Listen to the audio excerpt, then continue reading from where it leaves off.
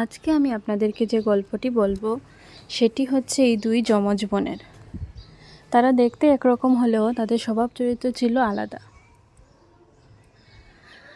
এখানে দেখছি যে অঞ্জলি ঘুমাচ্ছে এবং আরতি ফোনে কথা বলছে।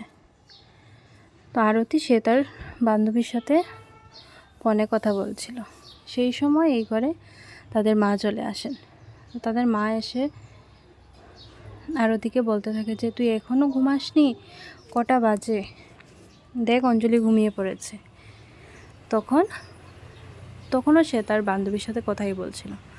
তারপর সে ফোনটা রেখে তার মার উপর চেতাতে থাকে, কি হলো, অঞ্জলি ঘুমাচ্ছে তো, আমার ঘুম আসেনি তাই আমি ঘুমাইনি, তুমি এইভাবে বলছো কেন আমাকে। এইভাবে সে উল্টা তার মার উপর রাগ করে। তারপর তার মা তাকে বলে ঘুমাতে, তারপর সে ঘুমিয়ে থাকে, শুয়ে পড়ে এবং তার মা সেখান থেকে চলে যায়। পরদিন সকালবেলা তারা বসে চা খাচ্ছিল। তখন আমরা দেখতে পারি যে অঞ্জলি চা খাচ্ছিল, কিন্তু আরতি তার মাকে বলছিল যে চাটা একদমই ভালো হয়নি, না এটার মধ্যে মিষ্টি হয়েছে, না কিছু, কি চা বানাও এগুলা, এইসব বলে কথা বলছিল। তার মার খুব রাগ হয়। তারপর সে সেখান থেকে চলে যায়। এইসব দেখে আমরা বুঝতে পারি যে আরতি অঞ্জলি থেকে একদমই আলাদা ছিল। অঞ্জলি যেখানে একটা শান্ত স্বভাবের মেয়ে ছিল, সেই জায়গায় আরতি ছিল খুবই গরম মেজাজের মেয়ে। তো এইভাবেই চলছিল। তারপর তারা চলে যায় তাদের ইউনিভার্সিটি। সেখানে গিয়ে আরতি একটা ছেলেকে দেখতে পায়। সেই ছেলেটাকে দেখে তার বেশ ভালো লাগে। তারপর সে নিজে থেকে গিয়েই ছেলেটির সাথে কথা বলে যে তোমাকে তো কখনো এই কলেজে দেখিনি, তুমি কি নতুন এসছো? তখন ছেলেটি বলে, হ্যাঁ আমি এই কলেজে নতুন এসেছি। তো এইভাবে তাদের কথা হয় এবং তাদের পরিচয় হয়। ছেলেটি বলে, আমার নাম রাহুল। তখন আরতি বলে, আমার নাম আরতি।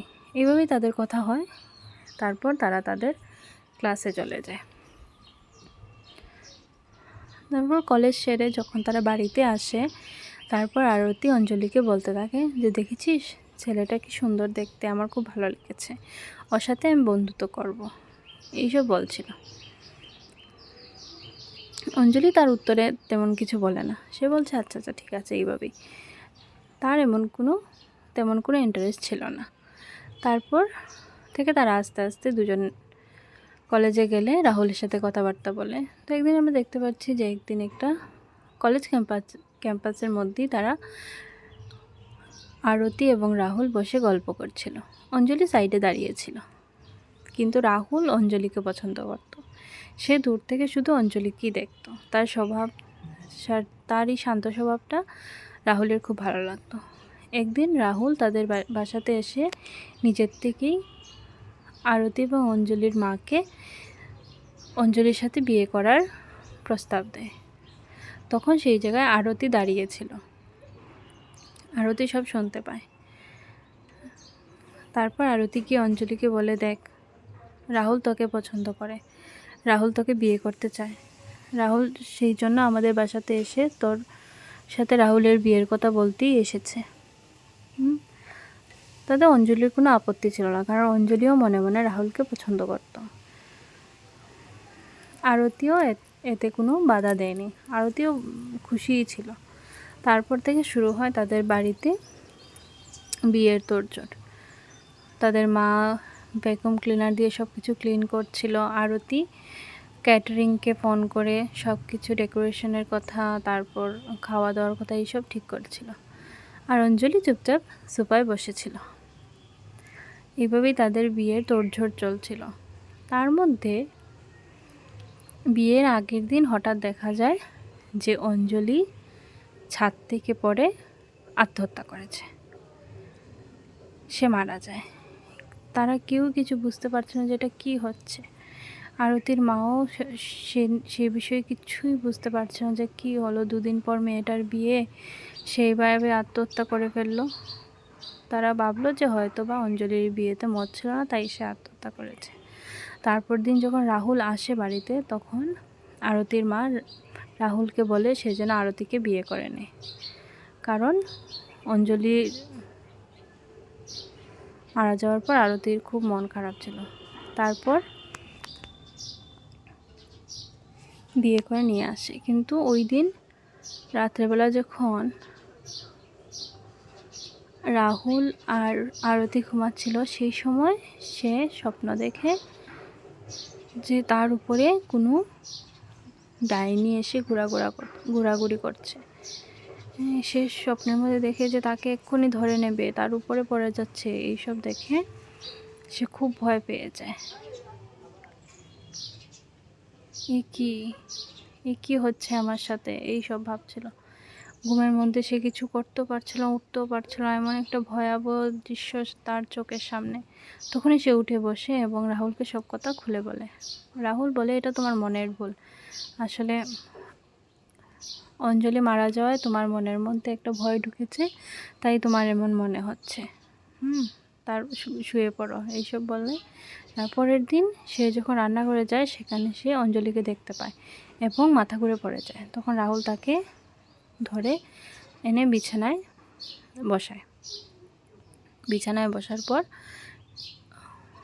আরতি বলে যে আমি রান্না করে অঞ্জলিকে দেখেছি, অঞ্জলি এখানেই আছে। তখন রাহুল আরতির জন্য একটু জুস নিয়ে যায় এবং বলে, দেখো, এটা সব কিছুই তোমার মনের ভুল, এমন কিছুই হয়নি, তুমি যা ভাবছো তেমনটা নয়, এইসব বলছিল। রাহুল তাকে বোঝানোর চেষ্টা করছিল যে এরকম কিছু হয় না, কিন্তু আরতি কোনোভাবেই এটা মানতে পারছিল না। আরতি বলছিল যে না, আমি দেখেছি, অঞ্জলিকে দেখেছি, এইসব বলছিল। তারপর দিন এইভাবে কয়েকদিন কেটে যায়। তারপরের দিন সে আবার ঘুমায়। ঘুমানোর পর সে আবার স্বপ্ন দেখে যে অঞ্জলি তাকে ছুরি নিয়ে মারতে এসেছে। অঞ্জলি হাতে একটা বড় একটা ছুরি এবং সে তাকে মারতে যায়। তার দিকেই এগুচ্ছে সাদা সাদা চোখ নিয়ে। তার খুবই ভয় লাগে। দেখছে যে এই তো আমার কাছে চলে এসছে, এখন আমাকে মেরে ফেলবে, এক্ষুনি আমাকে মেরে দেবে। এইসব সে স্বপ্নের মধ্যে দেখছিল। আরও কী যেন বলছিল, তোর জন্য আমি মরেছি, তোর জন্য আমি মরেছি। কিন্তু সে আর ঘুমের মধ্যে কিছুই করতে পারছিল না। তারপর দেখছো অঞ্জলি আত্মা তার মধ্যেই ঢুকে যাচ্ছে। তারপর সে আবার লাফ দিয়ে বিছানার মধ্যে উঠে বসলো। তারপর সঙ্গে সঙ্গে রাহুলও উঠল। তারপর যখন আরতি সব কিছু বলল, তখন রাহুল তাকে আবার বুঝালো যে এমনটা কিছুই নয়, এমনটা কিছুই নয়, সব কিছু তোমার মনের ভুল, এইসব বলছিল। পরের দিন সে যখন আবার সকালবেলা উঠে রান্না করে যাবে, সেখানে দেখে এক ডাইনি ছুরি হাতে নিয়ে তাকে কি যেন বলছে। আমি তো নিজের থেকে মরিনি, তুই আমাকে ছাদ থেকে ফেলে মেরেছিস, আর এখন বলছিস যে আমি আত্মহত্যা করেছি। তুই যদি সবকিছু স্বীকার না করো, তাহলে আমি তোকে খেয়ে ফেলবো। তারপর আরতি সে তার ভুল স্বীকার করে। সে বলে যে আমি অঞ্জলিকে ছাদ থেকে ধাক্কা দিয়ে ফেলে মেরে ফেলেছি, কারণ আমি রাহুলকে অনেক ভালোবাসতাম এবং আমি তাকে বিয়ে করতে চাই। আমার অনেক বড় অন্যায় হয়ে গেছে, তোমরা আমাকে মাফ করে দাও। এই বলে অঞ্জলি কাঁদতে থাকে এবং তাদের কাছে মাফ চাইতে থাকে। তখন আরতির মা পুলিশকে ফোন করে বলে আরতির কুকর্মের কথা। তারপর পুলিশ এসে আরতিকে ধরে নিয়ে যায়। এইভাবেই গল্পটি এখানে শেষ হয়ে যায়। ভালো লাগলে লাইক কমেন্ট করবেন। ধন্যবাদ। আর আমার চ্যানেলটাকে সাবস্ক্রাইব করে দেবেন। ধন্যবাদ পাশে থাকার জন্য।